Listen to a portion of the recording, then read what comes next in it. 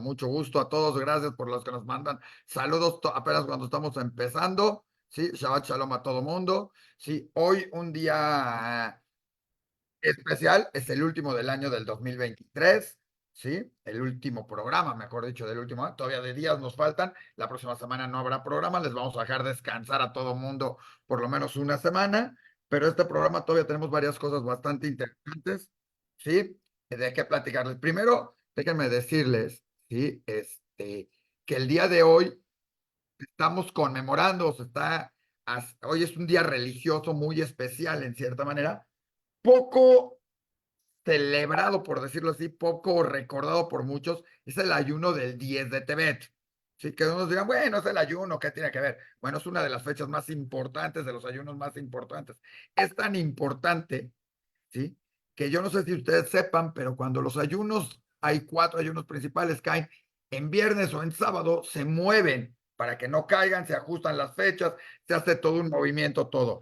Este ayuno, ¿sí? No se cambia, ¿sí? Este ayuno hoy cae en viernes y hoy se respeta. Pero no nada más eso, empieza hoy en la mañana y acaba, por decirlo así, de alguna manera medio curiosa, al día siguiente. Digo al día siguiente porque ya acaba empezando Shabbat hoy, ¿sí? Acaba, o sea, hoy acabará después del Kabbalah, de los rezos y todo esto. Es algo que no se moviliza, no se mueve y por eso Shabbat se hace hasta un poco más temprano en algunos lados del rezo para todo el mundo poderlo estar conmemorando.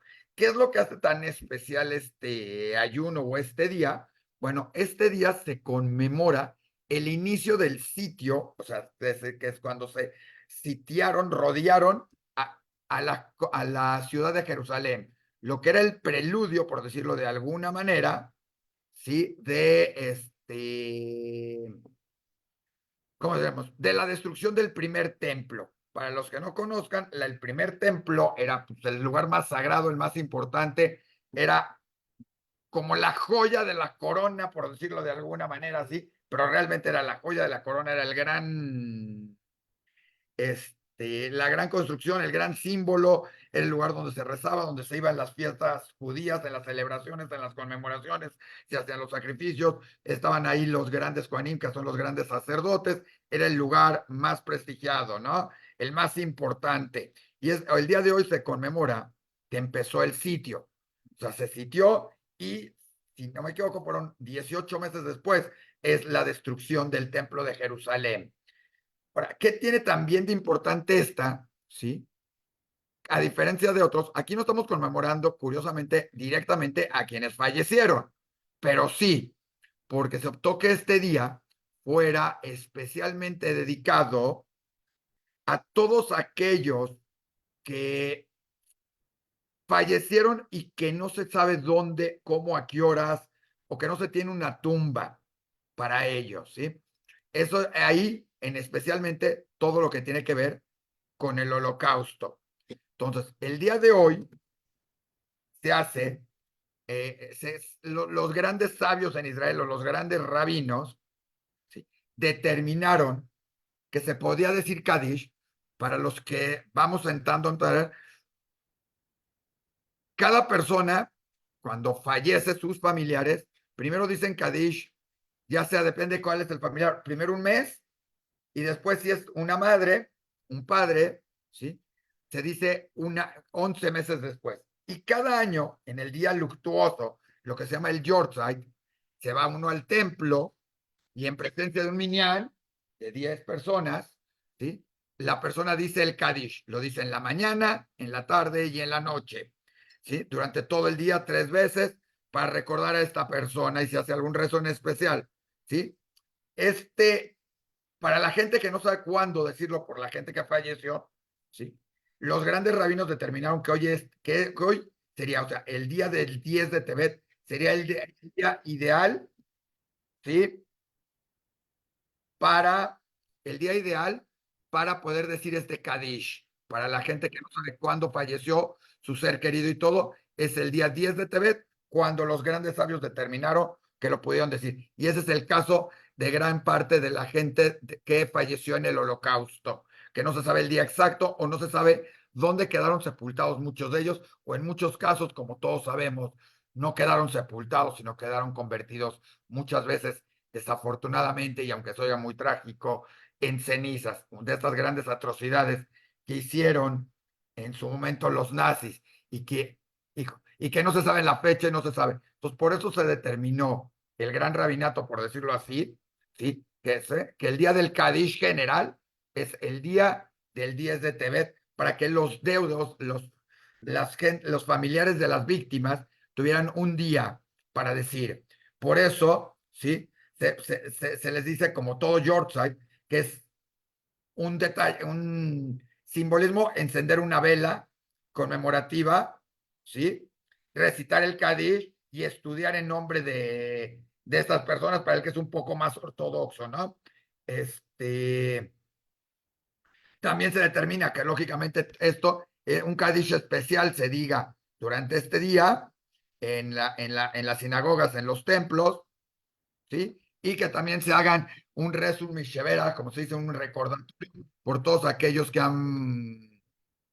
que fallecieron durante el holocausto. Esa es la importancia de este día dentro del judaísmo. Curiosamente, como cae normalmente en vacaciones y todo, poca gente se acuerda de este ayuno, o sea, se acuerdan de que hay que conmemorarlo algo, pero no se le da no se le da toda la importancia que se le podría dar en este sentido, siendo además esta parte del holocausto una de las más importantes para estar recordando, ¿no? Hay muchas historias alrededor de todo esto, alrededor de lo que significó el asedio a la ciudad de Jerusalén y la destrucción del primer templo, pero eso ya platicaremos más adelante. Esto es un poquito de lo que se conmemora, se celebra, o sea, no como celebración festiva, pero se hace en los templos hoy con el ayuno que empezó hoy en la mañana cuando empieza a despuntar el alba, como se dice, y hasta el anochecer, y ya ha entrado hoy justamente lo que es el día sábado. Digo, eso en todo ese sentido, ¿sí? Ahora, ¿por qué tiene esto que ver hoy? Primero porque tiene que ver esto, pero además tiene que ver mucho con lo que también está sucediendo hoy en día en Israel, ¿sí? Recordamos esta destrucción del templo, este asedio, esta persecución que se dio en esos tiempos, y hoy en Israel se viven momentos difíciles en una guerra, en otra. Entonces, todo esto se junta y seguramente es un día más simbólico para todo mundo con lo que está pasando hoy en día en Israel, con el terrible suceso del 7 de octubre. Estamos a 2 meses y piquito, seguimos teniendo desafortunadamente más de 130 secuestrados. Afortunadamente algunos fueron intercambiados, salieron, principalmente mujeres y niños. Sigue habiendo ahí unos niños, unas madres, unas personas y varios más que están secuestrados y que esperamos pronto estén de regreso, que ya algunos de ellos están siendo utilizados publicitariamente, desafortunadamente por Hamas. Esperemos que esto pare. No hay que estar difundiendo esos videos que transmiten, por eso no se los pasamos, pero sí les pasamos un poquito lo que es, sí les comentamos un poco lo que está sucediendo en estos días, donde esperemos ya pronto a termine lo que es la guerra y todo esto llegue. Se han pedido varias acuerdos y negociaciones con Hamas. Hoy la ONU hace unos momentos, bueno, no la ONU, el Consejo de Seguridad tuvo una votación pidiendo el cese al fuego con una mayoría por 2 votos sobre los que pidieron que primero haya un acuerdo antes de haber el cese al fuego y todo esto y que se devuelvan. Curiosamente, en este cese al fuego no se habla no se habla totalmente de la devolución de los secuestrados, que es parte de lo que exige Israel. Jamás exigió un alto para volver a sentarse a negociar, no para devolverlos, exigió un cese al fuego total y promesa de que no se iba a volver a empezar. El único chiste de una promesa así es quién la rompería primero y qué se necesita y qué recibimos a cambio. Entonces, justamente cuando se habla, además de lo que fue la destrucción del segundo templo, hoy hablamos de este tipo de situaciones en Israel y cuando se recuerda a gente que probablemente habrá algunos en estos días que no sabremos dónde quedaron y todo, ¿sí? Probablemente estaremos también recordándolos en el 10 de Tebet, ¿sí? Eso fue para dar una breve introducción a todo esto. Estamos también esperando, no sé si ya entró por ahí Jaime Salinas, ¿eh? Gracias por el Shabbat Shalom. No sé si ya está por aquí Jaime Salinas. Si no, hoy no vamos a contar con la gente del Cedicum. Andan de vacaciones, ¿sí? Pero en la Ciudad de México hay varias cosas que recordar, aparte que hacer dentro del Cedicum en estos tiempos de vacaciones. Pueden ir al Cedicum y conocerlo, pero hay tres exposiciones que puede valer la pena ir, tres, cuatro exposiciones que pueden valer la pena ir y ver mientras están de vacaciones. Una de ellas, estamos esperando que nos platique de ella Jaime, si no ya les platicaremos, pero en lo que entra Jaime, les voy a comentar que está en el Instituto Cultural México-Israel, está la exposición de la Bnei B'rith, ¿sí? En ella pueden ver, la Bnei B'rith es una organización de derechos humanos que ha hecho mucho en alrededor del mundo. Fue de los primeros que luchó por los derechos o por el rescate no nada más de los judíos, sino de muchos refugiados alrededor del mundo. Tiene hoy en día una silla en las Naciones Unidas, ¿sí? Y está hoy trabajando arduamente con muchas otras cosas a nivel lobbying político. Es una organización que trabaja mucho a nivel político, a nivel pláticas, negociaciones y todo esto, además de ayudar a la Cruz Roja y todo. Sabemos de buena fe que estuvieron involucrados en las negociaciones para los primeros rehenes, estuvieron trabajando con Egipto para otras negociaciones más para los rehenes, y es parte de la labor de esta organización que es la Bnei. Esta exposición la pueden ver y pueden además aprovechar el tiempo para ir al Instituto Cultural México-Israel. Para los que no sepan, está en República del Salvador, ahí entre Bolívar e Isabel la Católica.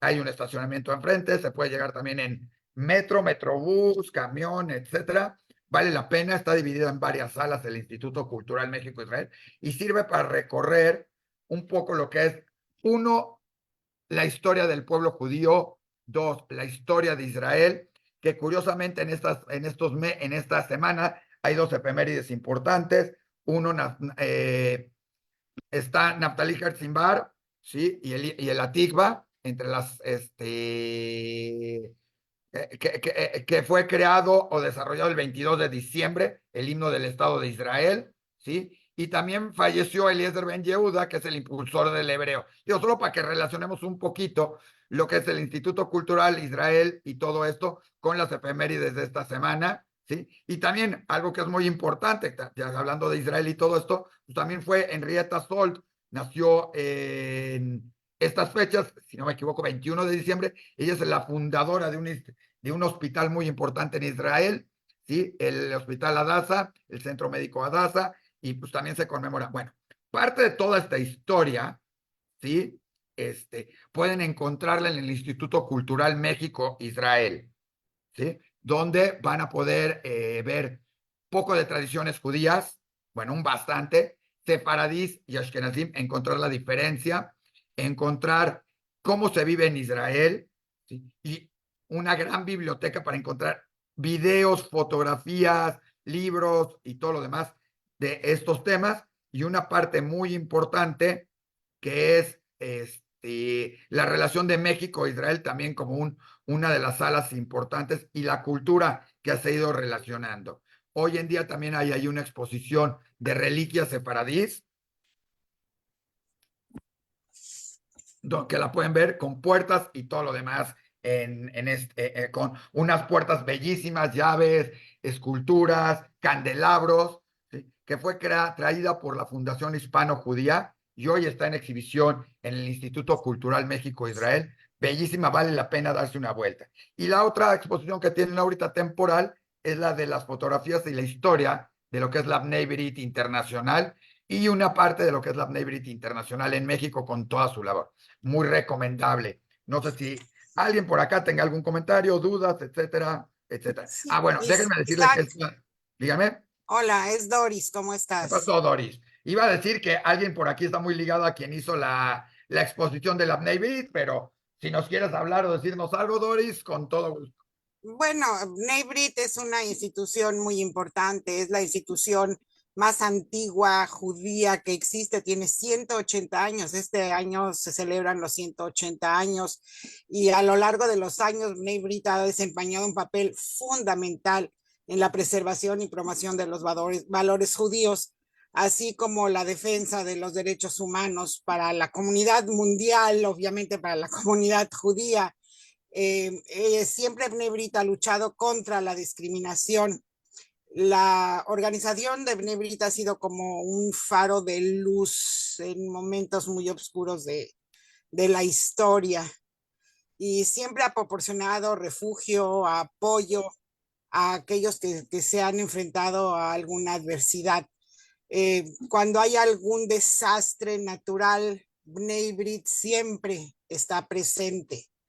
Es una de las instituciones judías excelentes y en esta exhibición de la que les estaba hablando Isaac podrán ver exactamente algunos momentos de la ayuda humanitaria, de la ayuda filantrópica, del incansable compromiso con la justicia social que ha caracterizado a nuestra organización, a Bnei Brit, porque yo pertenezco también a Bnei Brit. Gina es mi hija, es presidenta de Bnei Brit of South Florida, pero es Senior Vice President de Bnei Brit Internacional.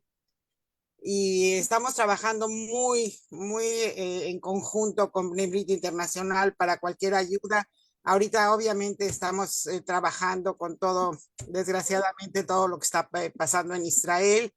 Estamos haciendo un grupo en el cual queremos que la gente firme para que rescaten a nuestros hermanos que todavía están en manos de estos terroristas del Hamas. Bnei Brit es verdaderamente una gran organización. En México existe Bnei Brit, está Dan Tartakovsky, que es uno de los que más nos ha apoyado en todo esto. Y si alguien quiere entrar a Bnei Brit, donar a Bnei Brit, pues siempre estamos dispuestos para que nosotros podamos hacer todo el bien que podamos a la humanidad y obviamente al pueblo de Israel. Pues muchísimas gracias, Doris. Ahora sí, complementando toda la información de la Bnei Brit y de esta exposición que curiosamente vinieron a inaugurar aquí dos de los directivos máximos de la Bnei Brit Internacional, junto con Gina, estuvo por acá con unas palabras muy interesantes. También, déjenme decirles, tuvimos la oportunidad hace poco con la Bnei Brit de visitar Bulgaria y hacer un homenaje muy importante ahí hablando hoy de que estábamos hablando de víctimas del Holocausto. Bulgaria, recordemos que es de los lugares donde no hubo de forma directa. Hubo en ciertas provincias, que esto ya es tema de otra plática, pero en Bulgaria no se hubo víctimas porque el rey los defendió. Y una de las relaciones muy importantes del rey en ese momento era con la Bnei Brit. Y hoy en día también, aunque hoy ya no hay rey, y esto en otro sentido, pero bueno, fue importante este viaje de la Bnei Brit a fortalecer las relaciones con Bulgaria en muchos sentidos y agradecer la labor que hizo Bulgaria, siendo uno de sus miembros de la Bnei Brit galardonado con son las alas, no me parece las alas, son las hojas de laurel, perdón, las doble hojas de laurel,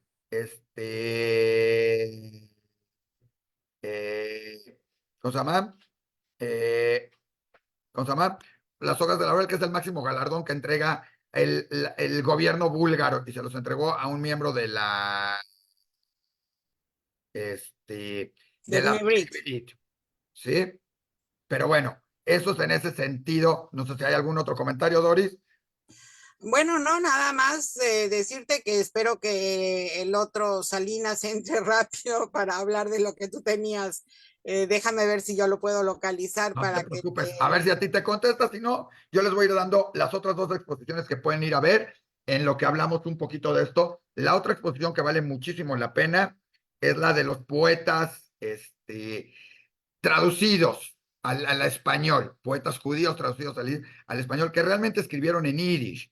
Estos poetas llegaron a México, se sorprendieron con el país, les engalanó principalmente el color, la sensación, la gente, todo lo que sucedía, sus palacios, y escribieron bellísimos poemas. Escribieron poemas hasta la tortilla para ponérselos y a los palacios y a todo lo demás. Y todos ellos dejaron una gran literatura.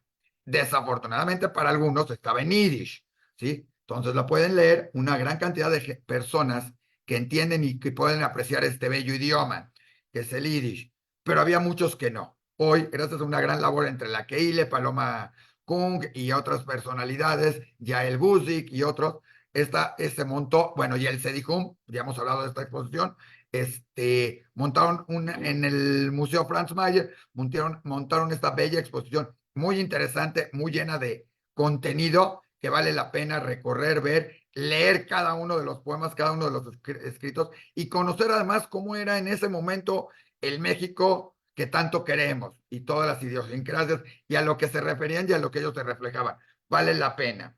Y por tercera exposición, en el Senado está todavía la exposición de los carteles que hicieron grandes artistas israelíes y personalidades del ataque del 7 de octubre, que hicieron en su momento, en ese momento, que vieron cómo vieron reflejada, cómo se sintieron, y estos carteles, dibujos, cuadros, están expuestos en el antiguo Senado, igualmente en el centro histórico. Entonces vale la pena verlo. Pero bueno, en lo que entra Isaac, que en lo que entra, perdón, Jaime, ¿sí? Entre o no, les vamos a platicar un poquito, porque además tiene que ver, curiosamente, con la parasha de esta semana. Esta semana estamos leyendo en el judaísmo, como todos saben, cada semana se va leyendo otro pedacito de lo que es la Torá, lo que es la Biblia judía, se va leyendo un pedacito, se llama la parashá, el rezo de la semana, la lectura de la semana. Y esta semana se lee el momento en que Joseph, todos recuerdan la historia, Joseph fue vendido por sus hermanos, le tenían celos porque era el preferido de Jacobo, fue vendido y fue entregado fue vendido como esclavo, llegó a Egipto, en Egipto fue encarcelado, le leyó los sueños a otro preso, llegó a los oídos del faraón, que tenía varios sueños, ¿sí? Bastante interesantes. Dentro de estos sueños bastante interesantes, soñó 7 gordas que eran después devoradas por 7 vacas flacas, que no entendía. Joseph, como buen interpretador de sueños, como se le conoce, fue y le dijo al faraón que lo que quería decir era que iban a tener 7 años de gloria en Egipto, digamos, haciéndolo muy resumido, muy esto, y después iban a venir 7 años ¿cómo se llama? De hambruna y de sequías y todo. Entonces, por eso había que trabajar muy fuerte durante esos 7 años para que después los otros 7 años estuvieran preparados. Y se habla que Egipto se convirtió en una gran potencia gracias a todo esto y a los grandes consejos. Y Joseph fue nombrado ministro, digamos, como primer ministro de Egipto. Fue una época gloriosa, todas esas épocas de los faraones en un momento dado para Egipto. ¿Por qué? Porque de ahí salieron las primeras operaciones, salió todo un alfabeto, salieron ciencias matemáticas, hubo un gran desarrollo científico en Egipto durante esa temporada, ¿sí? Y se habla mucho de los faraones en esos tiempos. Y hay muchas historias y versiones, pero hay un faraón que asumió el cargo a los 9 años. Probablemente sea uno de los faraones menos importantes en su época, ¿sí?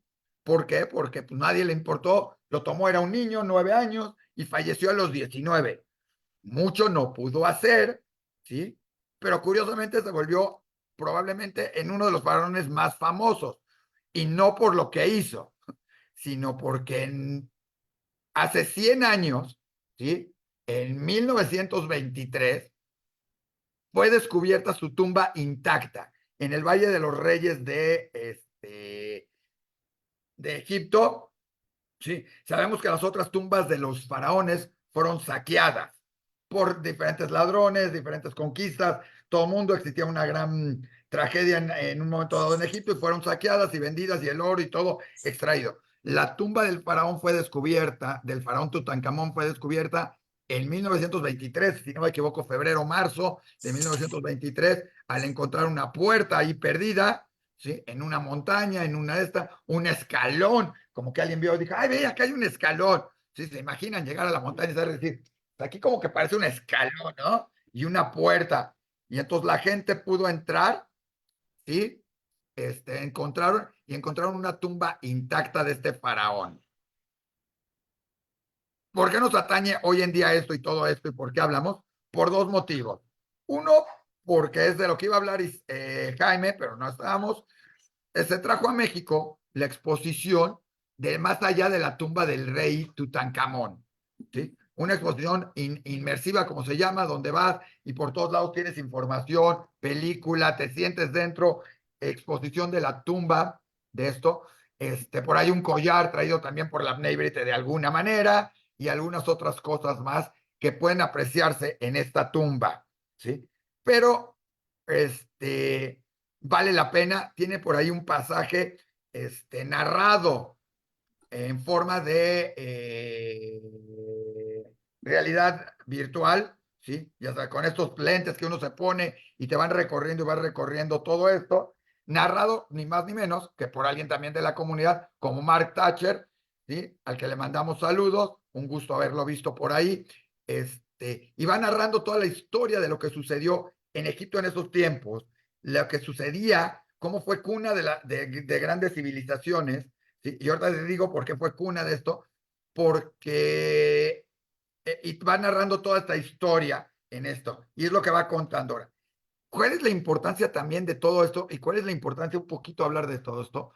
Bueno, Tutankamón es hijo de Atkamón, si no me equivoco, si lo dije bien el nombre, pero lo curioso es que Tutankamón regresó a sus 9 años y todo, una de sus primeras dirigencias o leyes, así como ahorita llegó Milet y puso mucho, quitó muchos leyes anteriores. Bueno, resulta que en ese entonces Egipto era un país monoteísta, creía en un solo Dios, porque su padre, Atcamón, había decidido que solo se cree en un solo Dios.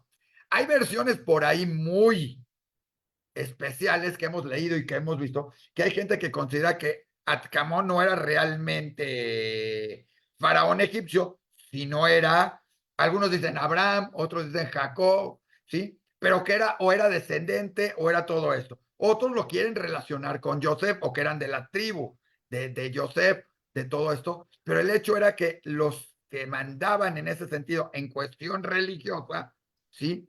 Eran los monoteístas que algunos consideraban en ese entonces hebreos.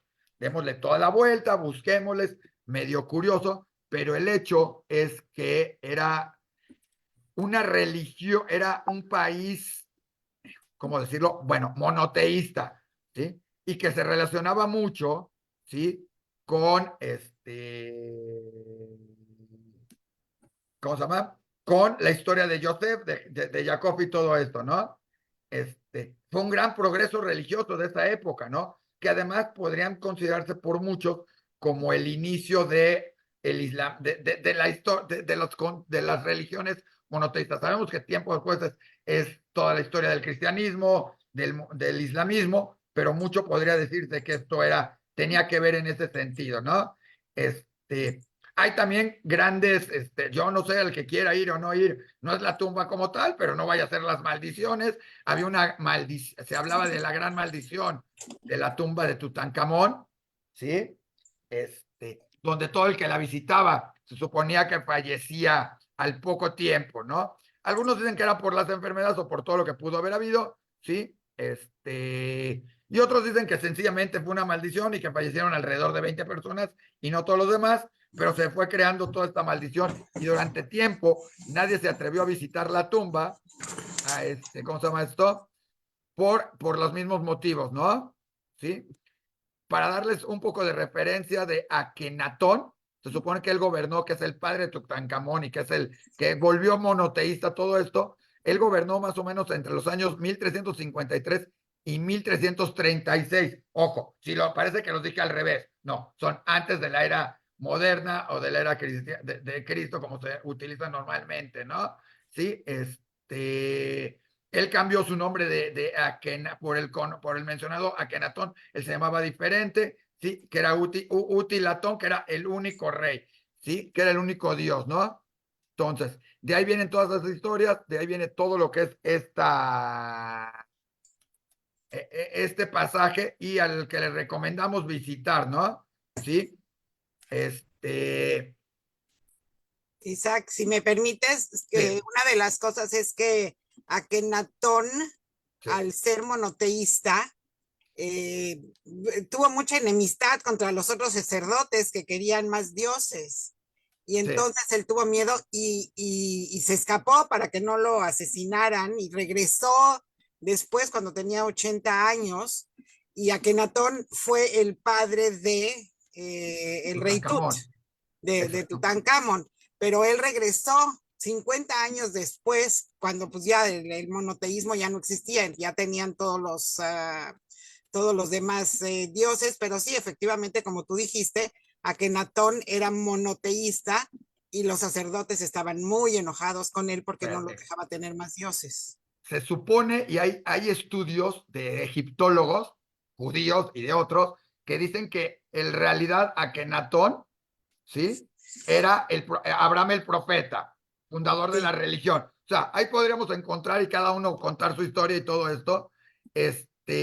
Otros, unos científicos franceses que escribieron los secretos del Éxodo, dicen que el resultado que la expulsión de los seguidores de Akenatón, o sea, de los seguidores judíos, fue cuando salieron los judíos a atravesar el desierto, ¿no? Y que estos seguidores de Akenatón, en algún lado se llamaban a sí mismos adoradores del faraón, que se podría traducir en su idioma a Yahutz, ¿sí? Que si le queremos buscar, le podríamos buscar a llegar a fundadores del reino de Judea y todo esto. Entonces, habría que regresar en el tiempo, buscar, ver dónde quedaba ahí Abraham, dónde estaba Moisés, dónde estaba el faraón, ¿sí? ¿Quién era cada uno realmente? Irlos ligando, ¿no?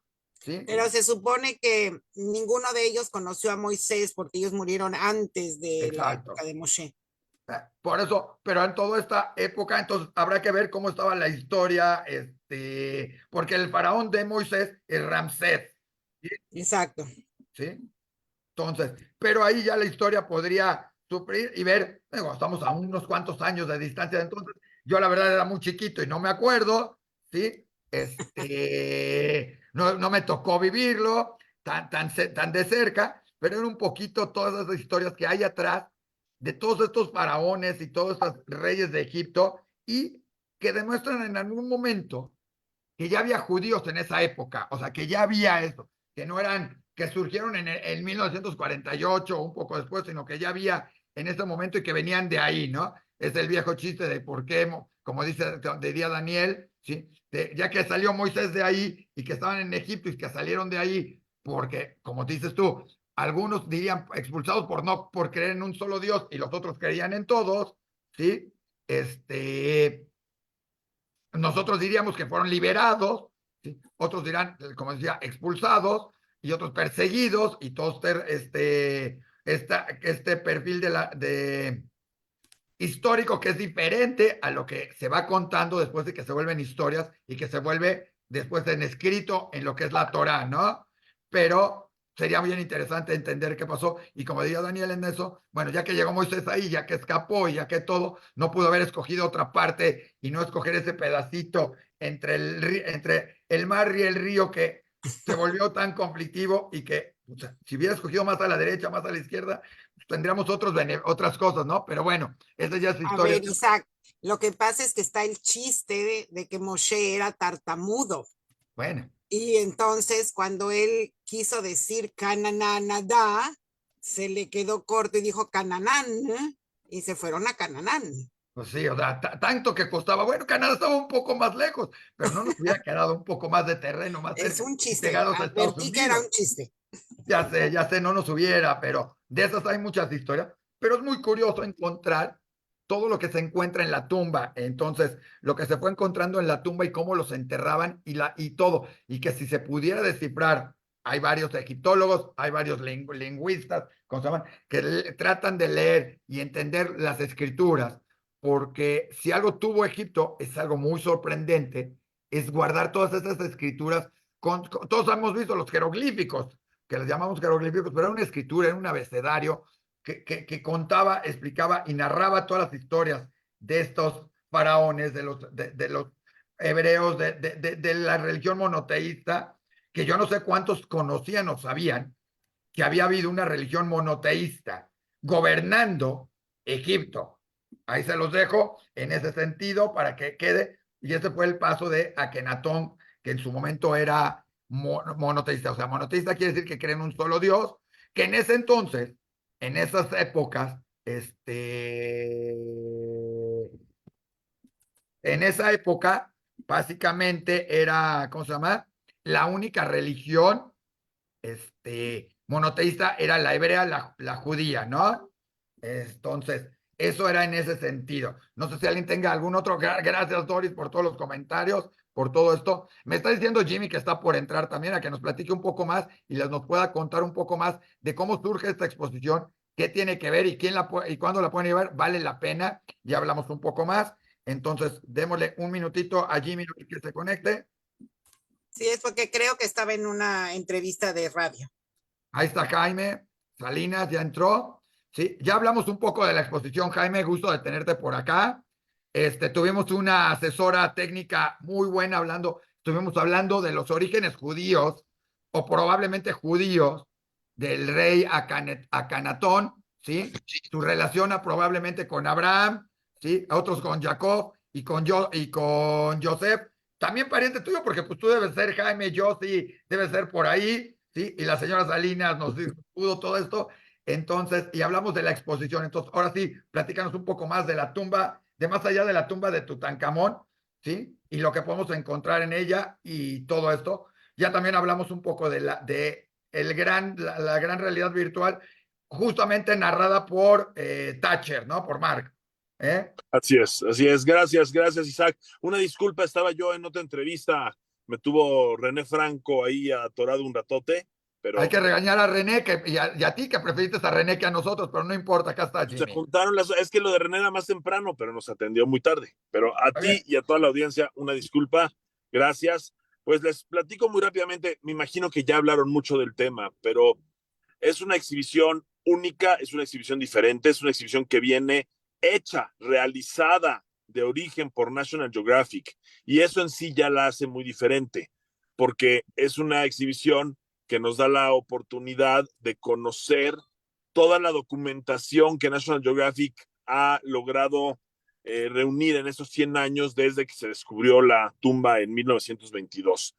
Y de hecho la exhibición se crea para conmemorar los 100 años del descubrimiento de la tumba.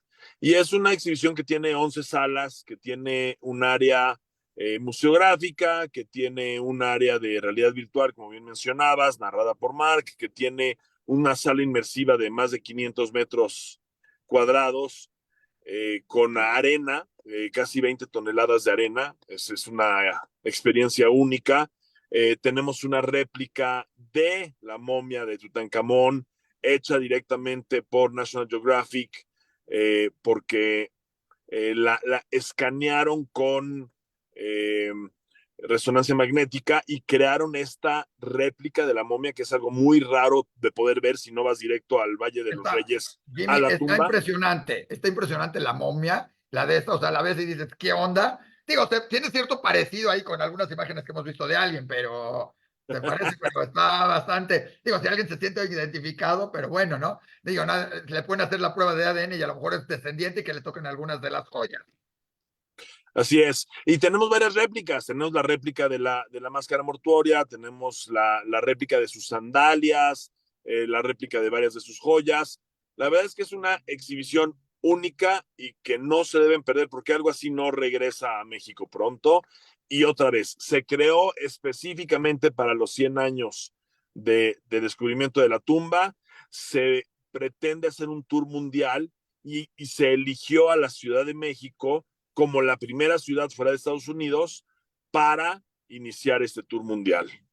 O sea, la gente que vaya va a ser de los primeros en haberla visto, disfrutarla, pero además con varias cosas que montaron ustedes, montándola de esta, diferentes que le dieron como esta realidad virtual. Ojo, todo además está en español, ¿sí? Con subtítulos, en lo que no, o sea, no es, sabemos, nos ha tocado ver exhibiciones que vienen de otros lados del mundo y llegas y está todo en inglés. hay una parte, hay códigos QR, ¿no?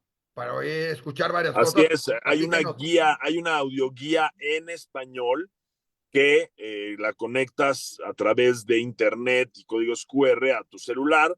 Recomendamos llevar audífonos para que la gente pueda tener acceso a esta audioguía en español. Y como bien dices, todos los textos están traducidos al español, la realidad virtual está narrada en español por Mark. Entonces es una experiencia además para toda la familia. Pueden ir desde niños. Nos tocó ver niños el día de la inauguración que se sentían en la playa, porque con esas 20 toneladas de arena en la sala inmersiva, pues los niños están felices de la vida. Entonces, es para todo mundo, es para niños, para parejas, para familias, para gente mayor. Está hecha de tal forma que incluso la gente mayor o gente en silla de ruedas pueda ir y disfrutar de la experiencia. No, vale la pena. Hay una sala, además, a mí me llamó la atención porque está interesantísimo cómo se hacía el proceso de momificación. Es O sea, correcto, tenemos una sala dedicada solamente a explicar cada uno de los pasos del proceso de momificación como se hacía en el antiguo Egipto. no lo intenten en casa, por favor, después de ir, no lo intenten. No es o sea, lleva sus buenos procesos, no lo intenten en casa la receta, ¿no? Así es, así es nada más para aprender, no para hacerlo. Está bien. Oye, dentro de todo esto, yo te quería preguntar, después de ver toda la exposición y todo, ¿qué es lo que más te llama la atención de ella? O sea, hay muchas historias, leyendas, es increíble que un faraón, que lo comentábamos hace rato, que duró 10 años, que además era un niño. O sea, yo me imagino a los niños ahorita haciéndolo, o sea, tendrían que estar por el chat con el celular preguntando, ¿qué hago? Y el cuate hizo muchas cosas en 10 años y a los 9 años, ¿no? A ver, el cuate hizo muchas cosas como cambiar la capital y llevársela a Memphis. Hizo cosas como cambiar las reglas religiosas que su propio padre había puesto. Se casó con su media hermana, intentaron tener un par de hijos, pero lamentablemente no lograron tener descendencia. Entonces, también es un faraón que ahí queda, no hay más, y que uno de sus ministros queda como faraón después de él. Seguramente, eso no se sabe, pero seguramente tenía asesores que le ayudaban mucho a tomar sus decisiones, pero pues a los 9 años, imagínate ser rey de Egipto, es una cosa única. Ojo, de un Egipto que además era un imperio en ese momento. Por Con, supuesto, pues el antiguo Egipto, tal cual conocemos todos la historia, ¿no? Por supuesto, hubo muchas dinastías, no es el Egipto en el que los judíos fueron esclavos, es otro momento de esta historia del Egipto, pero sigue siendo el imperio egipcio del Egipto antiguo. aunque se relaciona, y hemos leído, lo que estábamos hablando antes de que entras, que hay varias teorías de que tuvieron que ver por ahí varios de los judíos, especialmente con la teoría de Akenatón siendo monoteísta, que de algún lado lo sacó, porque el único pueblo monoteísta en ese momento venía Era siendo el el de pueblo. Abraham. Entonces hay Así varias es. versiones. Y además Abraham vivió, se supone, 170 años.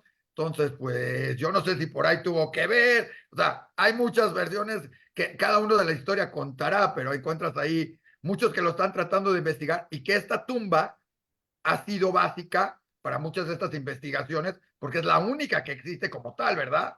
Es la única tumba que no fue saqueada en el Valle de los Reyes, que se encontró total y completamente intacta, 4 cámaras, más de 5,400 artefactos, ¿no? Para Howard Carter fue el descubrimiento y está considerado el descubrimiento más importante de los últimos 100 años en relación a las culturas antiguas.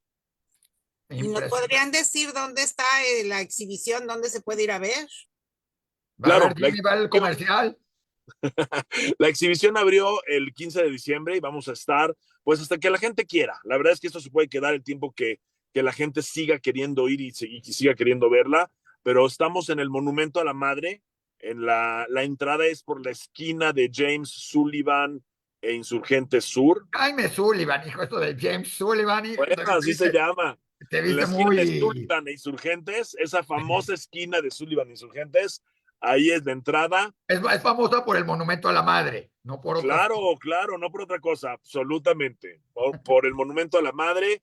Y estamos de 10 de la mañana a 9 de la noche, de lunes a domingo. Abrimos los 7 días de la semana. Los boletos los pueden comprar en www.tut.mx,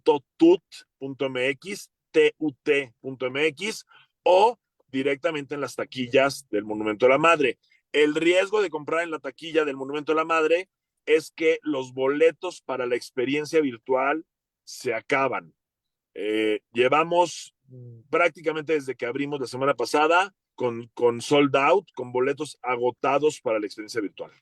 Vale la pena, yo se los digo, o sea, es de las cosas que dura 10 minutos y vale la pena ver la experiencia virtual. ¿Sale? Vale la pena realmente verla. Está increíble, te ahora sí es inmersiva todas las salas, los colores, la explicación, vayan con tiempo, no es una exposición, muchos dirán, ay, es una exposición como un museo, vas, recorres y listo, no. Cada sala tiene su chiste, vale la pena leer. Hay hasta un juego ahí para que juegues al estilo egipcio, las carreras egipcias, por ponerlo de alguna manera, aunque sabemos que también los egipcios tenían carreras de otro tipo, pero bueno, ahí tienen unos juegos, tienen piezas, tienen la máscara, que además hay historias muy interesantes alrededor de la máscara, porque también tiene su propia, entre comillas, maldición. Sabemos que en algún momento en el museo donde la están exhibiendo es en Egipto, que además es la única exhibición. Normalmente hay todas unas leyes muy extrañas en eso de las excavaciones y todo eso, que supuestamente cuando lo encuentras es tuyo, entonces ya no es del país, y Egipto puso que es todo bajo su patrimonio. Hay algo así que también está ahí explicado. A ver, platícanos un poco, porque eso es parte del chiste de esta exposición, que no puede salir, pero también es cuidada por los egipcios. Y se Así es, pueden de tomar, hecho, perdón, se pueden tomar fotos allá adentro, que decir, si yo me quiero hacer una selfie, ¿puedo tomarme una foto? Hay varios lugares para selfie, hay una selfie muy padre ahí. O sea, no te puedes sacar con la momia. Bueno, sí puedes, pero está medio curioso, ¿no? pues a ver, puedes, la momia está detrás de un vidrio, pero puedes sacarte la foto con la Nada más que momia. no le pidan que Hay, sonría. exacto. Hay un trono, el trono, una réplica del trono original de Tutankamón, donde te puedes sentar y tomarte la foto. Tenemos una Ya la réplica de tengo. 2 metros de alto de la máscara mortuoria de la que estábamos hablando, donde también te puedes sacar una gran selfie. Hay 5 o 6 photo opportunities que están hechos específicamente para que puedas subir a las redes, a tus redes personales, Es tu National propia Geographic. experiencia. ¿A cuántos no les tocó en algún lugar del mundo, del planeta de México? Es más, en el Zócalo hubo un momento en Bellas Artes. Había el famoso marco amarillo para que te sacaras tu foto.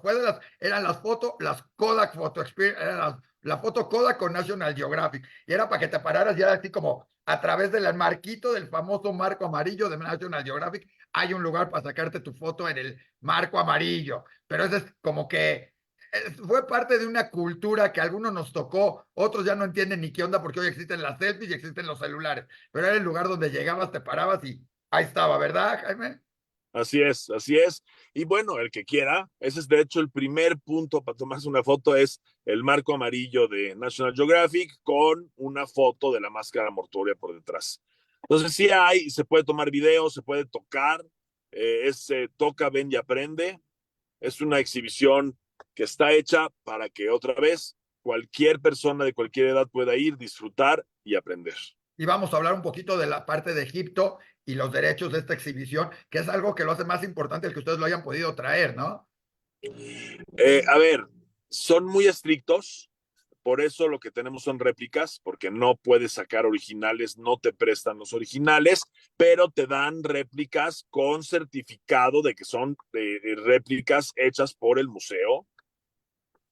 Y ahí es donde nosotros tenemos la fortuna de tener varias piezas que logramos conseguir, como la máscara mortuoria, como la diadema de oro, como las sandalias, como la daga, El que collar este de tipo de escarabajo. el collar pectoral de escarabajo, el barco que lleva supuestamente a Tutankamón al inframundo, también lo tenemos, la momia, por supuesto, que esa sí es única, esa no la van a ver en ningún otro lado. Entonces, es una experiencia donde el Museo de Egipto y el gobierno de Egipto acuerdan con National Geographic qué es lo que se puede y lo que no se puede. Pero por ser National Geographic, por ser una institución tan importante, pues tuvieron acceso a ciertas cosas que los simples mortales no tenemos. Y aquí las van a poder disfrutar. Oye, aquí la réplica no está pegada, ¿verdad? O sea, no está, no es la que se rompió, ¿verdad? Porque por ahí dicen que en el No, se no es les a la que le rompió la pegaron máscara. la barba, no. Esta viene con la barba original. Digo, hay muchas historias alrededor. Increíble que una tumba se haya vuelto famosa. Alguien me decía, oye, ¿y en estos lados se veneran? Bueno, en el propio judaísmo veneramos en algún lado, de alguna manera, y vamos y visitamos varias tumbas a lo largo de la historia o de la vida. Tienes que ir a varias tumbas en Israel, otras en Ucrania, en varios sentidos y grandes rabinos. Bueno, esta tumba está ahí en Egipto y está en el museo, pero ahora la podemos ver en México, ¿verdad? Así es. Así Oye, es, así que aprovechen una oportunidad única. Ahorita en vacaciones es buen momento para ir, pero igual vamos a estar abiertos enero, febrero, sin lugar a dudas, para que vengan cuando ustedes quieran. Y otra vez, si quieren garantizar que pueden ver la realidad virtual, compren los boletos en línea, tut.mx. Si prefieren llegar directo al lugar, pueden y comprar boletos ahí bajo su propio riesgo. oigan, y no se preocupen de la maldición. El propio riesgo no es por la maldición de la tumba, ¿eh? Es la maldición de acabarse los boletos. Oye, Jaime, nada más por último, y ya que llegaste más tarde, por culpa de René, se los tendrás que cobrar a él, pero ya te vamos ya te vamos a embarcar aquí, así como el barquito este que tienes en la exhibición. Necesitamos un premio para los radioescuchas, para los videntes, para los que estuvieron viendo, están viendo y van a ver este programa, algo que nos vas a regalar para la gente. Ahora sí, ya te vamos a comprometer a que a la gente que esté, a los Salinas no, porque esos tienen palancas y van a poder entrar de todas maneras, ¿sí? Pero a los demás, ¿qué les podemos obsequiar para que la gente pueda ir, disfrutar y todo esto? ¿Qué nos va a dar la tumba y los productores? A ver, lo que tenemos son 5 pases dobles, Isaac. ¿No? Tú harás la dinámica como mejor creas que conviene para tu programa. 5 pases dobles para que vengan y nos acompañen, entrada general Que a sean la 10, Jimmy, exhibición. ya, 10. Nada, Tenemos aquí, no, la verdad es que le estamos dando 5 pases dobles a todo mundo. Eh, pero si, somos si ya, especiales. si se te acaban, Te me pedimos. marcas y negociamos. Me haces otra entrevista, hacemos intercambio. Me 5 parece pases dobles excelente. para esta entrevista y otros 5 en la que sigue. ¿Qué te Si parece? prometes llegar a tiempo, porque aquí tu mamá estaba muy desesperada. ¿Eh? Haré lo posible. Está bien. Oye, Yo hoy no estaba pareció, desesperada, yo estaba contribuyendo contigo en otras me cosas. encanta, desde mañana, desde el próximo viernes, bueno, el próximo viernes no, pero los siguientes viernes ya sabemos quién es nuestra colaboradora estrella, porque siempre está con nosotros. El otro día, hoy no nos va a poner espero que no me ponga el himno de Egipto, porque en eso, porque la vez pasada nos puso el himno de Israel, espero que hoy no me ponga el de Egipto, no lo necesitamos, pero ahí estamos con Doris siempre aquí presente, con todo esto, ¿no? Muy bien. Con mucho gusto. Orgulloso de mi madre que coopere y que participe y que colabore. Y hablamos de la exposición de tu hermana que tienes que ir a ver también, ¿eh? Así que, También, ya lo hablamos. a ver, Prometo echarme un brinquito. quedó grabado y todo esto para que Gina lo escuche y todos los demás. Y a todos los que nos escuchen hoy, escuchan en persona y nos escuchan después, pues ya saben, tenemos los pases dobles, pero si no, comuníquense, vean, vayan a verlo, vale la pena esta exposición, la del Instituto Cultural México-Israel, la de todo lo demás. Y hoy no tenemos tanta prisa porque no tenemos que irnos a comer, estamos ayunando, bueno, eso dicen, y a seguir pasando todo esto y aprendiendo con todos estos trabajos. Pues ya no queda más que agradecerles a todo mundo por haber estado en este programa, ¿sí? Y los esperamos no el próximo viernes, sino en 2. A los que celebran las Navidades, pues muchas felicidades, que les traigan muchos regalos. Entre estos esperemos que les traigan de regalo boletos para ir a ver la exposición, vale la pena. Es un buen regalo para el que quiera. A los que ya no hablamos de otra cosa muy importante que hoy íbamos a comentar, pues la victoria del América. Entonces, si entre los regalos navideños pueden recibir regalos de la playera de campeón del América, ¿sí? Ya hablaremos en otro de la relación del América y la comunidad judía que ha estado muy ligada, ¿sí? Pero a todos, pues feliz Navidad, a los que lo celebren, a los que no, felices fiestas, de todas maneras, felices vacaciones y feliz año a todos, porque no nos encontramos hasta ya acabando el próximo, ahora sí, hasta dentro de un año casi, ¿eh? Hasta el 2024 nos encontraremos con otras cosas y muchas cosas más para todos ustedes. Gracias.